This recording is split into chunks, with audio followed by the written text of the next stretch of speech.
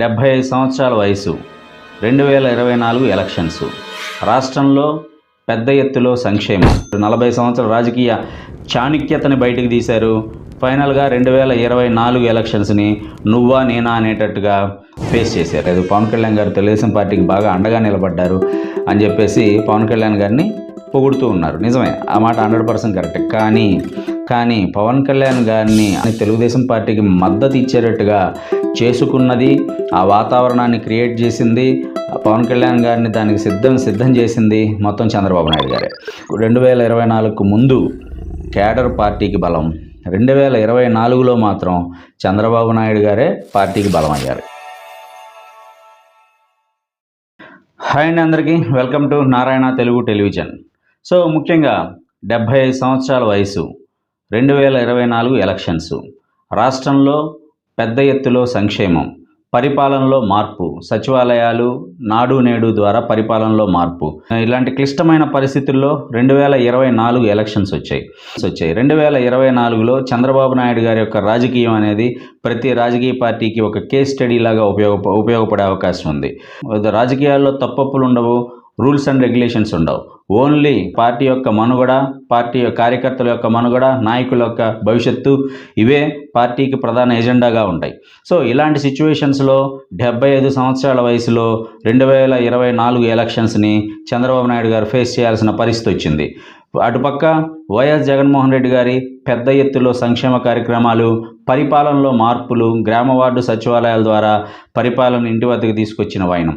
ఈ జనరల్గా ఇట్లాంటి సిచ్యువేషన్స్లో ఎవరు ఉన్నా 2024 ఎలక్షన్స్కి ముందు తెలుగుదేశం పార్టీ కేడర్కి కానీ లీడర్లకు కానీ కొన్ని అపోహలు, అనుమానాలు ఉన్నాయి. ఏంటంటే ఇంత పెద్ద ఎత్తులో సంక్షేమం జరిగింది, గ్రామ వార్డు సచివాలయాలు, వాలంటీర్ల రూపంలో పరిపాలన సులభతరం అయింది, సో మన పార్టీ అనేది కొద్దిగా గడ్డు పరిస్థితి ఎదుర్కోవాల్సి వస్తుందేమో అని చెప్పి తెలుగుదేశం పార్టీ కేడర్ అనేది అభిప్రాయపడింది. సో ఇలాంటి సందర్భంలోనే చంద్రబాబు నాయుడు గారు తన 40 సంవత్సరాల రాజకీయాన్ని బయటకు తీశారు, 40 సంవత్సరాల రాజకీయ చాణక్యతని బయటకు తీశారు. ఫైనల్గా 2024 ఎలక్షన్స్ని నువ్వా నేనా అనేటట్టుగా ఫేస్ చేశారు. సో దీని వెనకాల ఏం జరిగింది, చంద్రబాబు నాయుడు గారి యొక్క అనుభవం అనేది పార్టీకి ఏ విధంగా ఉపయోగపడింది అనేది ఈ వీడియోలో ప్రధానంగా చూద్దాం. ముఖ్యంగా నాకు బాగా గుర్తుంది, 1995 నుంచి 99 వరకు చంద్రబాబు నాయుడు గారు 9 సంవత్సరాలు ముఖ్యమంత్రిగా ఉన్నారు. తర్వాత 2004 నుంచి 2014 వరకు కూడా రాజశేఖర రెడ్డి గారి టైంలో 10 సంవత్సరాలు ప్రతిపక్ష నేతగా ఉన్నాడు. ఆ టైంలో తెలుగుదేశం పార్టీ కేడర్ కానీ లీడర్లు కానీ భావించింది ఏంటంటే, ఒక పక్క రాజశేఖర రెడ్డి గారు డైనమిజం తోటి అనేక రకాల సంక్షేమ పథకాలతోటి, 108, ఆరోగ్యశ్రీ, ఫీజు రియంబర్స్మెంట్, పక్కా ఇళ్ళు, ఇలాంటి అనేక రకాల సంక్షేమ పథకాలతోటి దూసుకుపోతూ తెలుగుదేశం పార్టీని 10 సంవత్సరాల పాటు పక్కన ఉండాల్సిన పరిస్థితి ఏర్పడింది. ఆ టైంలో ప్రధానంగా పార్టీ కేడర్ అనేది తీవ్ర ఆందోళనకు గురైంది. ఆ సందర్భంలో చంద్రబాబు నాయుడు గారి మీద కొంతమంది కార్యకర్తలు, లీడర్లు అసహనం కూడా వ్యక్తం చేశారనమాట. సో అలాంటి సందర్భాల్లో 2014 ఎలక్షన్స్ వచ్చినాయి. తెలుగుదేశం పార్టీకి అత్యంత బలం ఏంటంటే కేడరే. 2014 ఎలక్షన్స్లో పార్టీ కేడరే అద్భుతంగా పనిచేసి చంద్రబాబు నాయుడు గారిని ముఖ్యమంత్రిని చేశారు. సో వివిధ రకాల కారణాలు ఉన్నప్పటికీ కూడా, స్టేట్ ఆంధ్రప్రదేశ్ నుంచి తెలంగాణ విడిపోవడం, ఇలాంటి రకరకాల కారణాలు ఉన్నప్పటికీ కూడా 10 సంవత్సరాల పాటు పక్కనున్నామనే కసి పట్టుదలతోటి 2014లో తెలుగుదేశం పార్టీ కేడర్ అనేది గట్టిగా పనిచేసింది. దానివల్ల అటు రాష్ట్ర విభజన ప్లస్ తెలుగుదేశం పార్టీ కేడర్ ఈ రెండు కలిసి వచ్చి 2014లో చంద్రబాబు నాయుడు అధికారంలోకి వచ్చారు. సో మళ్ళీ 2019లో తన అధికారాన్ని తెలుగుదేశం పార్టీ చంద్రబాబు నాయుడు గారు కోల్పోయారు. సో 2019లో వైఎస్ జగన్మోహన్ రెడ్డి గారు అధికారంలోకి వచ్చిన తర్వాత ఆంధ్ర రాష్ట్ర రాజకీయ ముఖ చిత్రం అనేది పూర్తిగా మారిపోయింది. ఎందుకంటే ఇంతకుముందు ఎప్పుడు కని విని ఎరుగునట్టుగా సంక్షేమ పథకాలు కానివ్వండి, గ్రామ వార్డు సచివాలయాలు, వాలంటీర్ల వ్యవస్థ ద్వారా పరిపాలన జగన్ మార్పును చూపించాడు. సో ఇలాంటి సిచ్యువేషన్స్లో 2024 ఎలక్షన్స్ వచ్చాయి. సంక్షేమ పథకాలు నేరుగా ప్రజల దగ్గరికి వెళ్ళినాయి, పరిపాలన ప్రజల ఇళ్ల దగ్గరికి వచ్చింది. ఇలాంటి సిచ్యువేషన్లో తెలుగుదేశం పార్టీ కేడరు లీడర్లు అనేవి కొంత డైలమాలో ఉన్నారనమాట. ఇలాంటి సిచ్యువేషన్లోనే చంద్రబాబు నాయుడు గారు తన రాజకీయ అనుభవాన్ని, తన యొక్క రాజకీయ చాణక్యతని బయటికి తీసుకొచ్చారు. ఈ చంద్రబాబు నాయుడు గారు 2024లో అవలంబించిన విధానాలు, పార్టీ గడ్డు పరిస్థితుల్లో ఉన్నప్పుడు పార్టీకి అవకాశాలే లేనప్పుడు ఏం చేయాలి అనేది ప్రతి రాజకీయ పార్టీకి కూడా ఒక కేస్ స్టడీ లాగా ఈరోజు తెలుగుదేశం పార్టీ యొక్క చంద్రబాబు నాయుడు గారి యొక్క రాజకీయం అనేది కనపడుతూ ఉంది. ఆంధ్రప్రదేశ్ రాష్ట్ర రాజకీయ పరిస్థితుల్ని చంద్రబాబు నాయుడు గారు ముందే గుర్తించారు. జగన్మోహన్ రెడ్డి గారు సంక్షేమ పథకాలను చూశారు, పరిపాలనలో మార్పులను చూశారు. సో క్లియర్ పిక్చర్ ఆయనకు అర్థమైపోయింది. 2024లో ప్రధాన ఎజెండాగా ఏముండబోతున్నాయి, ఎలా మన పార్టీని సర్వైవ్ చేసుకోవాలి, ఎలా పార్టీని బతికించుకోవాలి, ఎలా కార్యకర్తని లీడర్ని మనం సర్వైవ్ చేసుకోవాలి అని చెప్పేసి ఆలోచించి తన యొక్క రాజకీయ అనుభవాన్ని బయటికి తీసుకొచ్చారు. దానిలో భాగంగానే ప్రభుత్వ వ్యతిరేక ఓటు చెల్లకుండా దాదాపు రాష్ట్రంలో ఉన్నటువంటి అన్ని ప్రధాన రాజకీయ పార్టీలను కూడా 1% ఓట్ షేర్ ఉన్న పార్టీని కూడా తనతో పాటు కలుపుకొని ఒక కూటమి అనేది తయారు చేశారు. కూటమి అనేది తయారు చేసి 2024లో ప్రభుత్వ వ్యతిరేక ఓటు మొత్తం కూటమికి పడే విధంగా, తన పార్టీకి పడే విధంగా, ఈ పార్టీకి పడే విధంగా చర్యలు తీసుకున్నారు. అదేవిధంగా రెండో విషయం ఏంటంటే అయితే జగన్మోహన్ రెడ్డి గారికి ప్రధానమైనటువంటి ఆయుధం సంక్షేమ పథకాలు ఏవైతే ఉన్నాయో ఆ సంక్షేమ పథకాలని తనకంటే నేను ఎక్కువ ఇస్తాను. సో చూడాలి సంక్షేమ పథకాలు అమలు చేస్తారా లేదా అనేది చూడాలి ఒకసారి. బట్ ఎనీవే ప్రజెంట్ అయితే పార్టీని కాపాడుకోవాలి, పార్టీని నిలబెట్టుకోవాలి. సో వేరే మార్గం లేదు కాబట్టి జగన్మోహన్ రెడ్డి గారి కంటే నేను ఎక్కువ సంక్షేమం ఇస్తానని చెప్పేసి వాగ్దానం చేశారు. ఒక పక్క సంక్షేమాన్ని జగన్మోహన్ రెడ్డి గారికి ప్రధాన ఆయుధమైనటువంటి సంక్షేమాన్ని డామినేట్ చేయడానికి ప్రయత్నం చేశారు. రెండో పక్క ప్రభుత్వ వ్యతిరేక ఓటుని చీలిపోకుండా కూటమి కట్టి ఏర్పాటు చేశారు.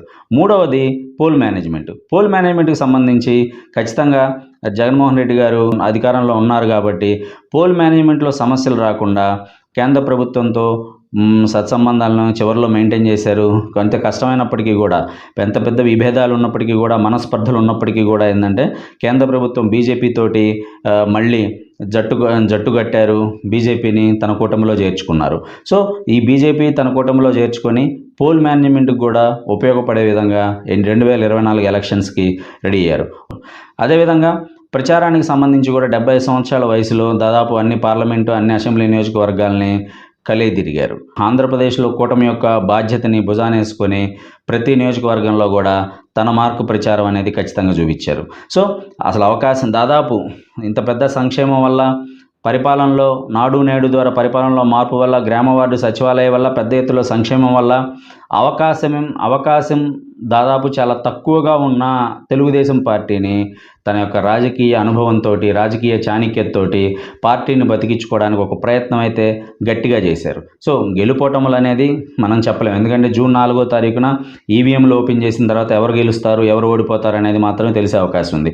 బట్ అప్రోచ్ ఎలా అయ్యారు, దాదాపు ఇంత పెద్ద సంక్షేమం జరిగి పరిపాలనలో ఎంత పెద్ద మార్పులు జరిగినా కూడా ఈరోజు 2024 ఎలక్షన్స్ అయిపోయిన తర్వాత ఏ సర్వే సంస్థ కూడా బల్లగుద్ది పలానా పార్టీ గెలుస్తుంది అని చెప్పేసి చెప్పలేని పరిస్థితి, ఒక కన్ఫ్యూజన్ అనేది ఆంధ్రప్రదేశ్ రాష్ట్ర రాజకీయాల్లోకి క్రియేట్ అవ్వడానికి ప్రధానమైన కారణం చంద్రబాబు నాయుడు గారు, ఆయన యొక్క రాజకీయ చాణక్యత.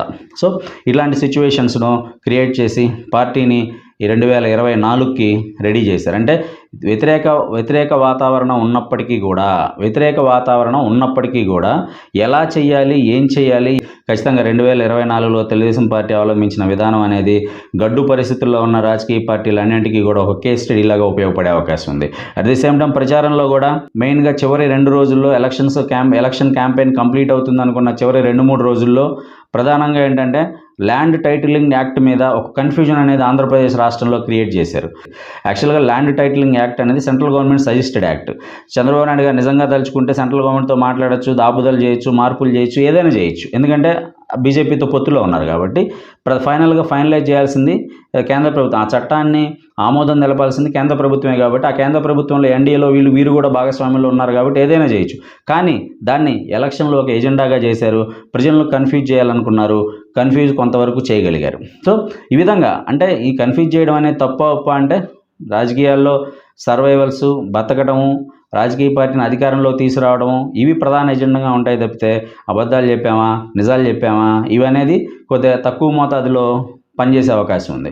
సో ప్రధానంగా ఈ 2024లో పార్టీ భవిష్యత్తు కోసం చంద్రబాబు నాయుడు గారు తీసుకున్న స్టెప్పులు, అది మంచైనా చెడైనా అబద్ధమైనా నిజమైనా సరే వేరే మార్గం లేదు, ఆల్టర్నేట్ లేదు. సో కాబట్టి ఏంటంటే రాబోయే రోజుల్లో ఈ రాజకీయ పార్టీలన్నిటికీ కూడా ఈ చంద్రబాబు నాయుడు గారు తెలుగుదేశం పార్టీ చేసిన రాజకీయం అనేది ఒక కేస్ స్టడీగా ఉంటుంది. సో గెలుపోటముల గురించి నేను మాట్లాడట్లేదు. ఎవరైనా గెలవచ్చు, ఎవరైనా ఓడిపోవచ్చు.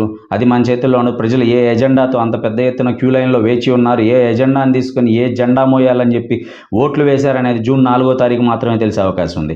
కానీ ఒక రాజకీయ పార్టీ అత్యంత గడ్డు పరిస్థితుల్లో ఎలక్షన్స్ని ఫేస్ చేయాల్సి వచ్చినప్పుడు అనుసరించాల్సిన వ్యూహాలు, వేయాల్సిన అడుగుల మీద తెలుగుదేశం పార్టీ చంద్రబాబు నాయుడు గారు అనుసరించిన విధానం అనేది గడ్డు పరిస్థితులు వచ్చినప్పుడు ప్రతి రాజకీయ పార్టీకి ఒక కేస్ స్టడీగా ఉపయోగపడే అవకాశం ఖచ్చితంగా ఉంది. Thank you very much.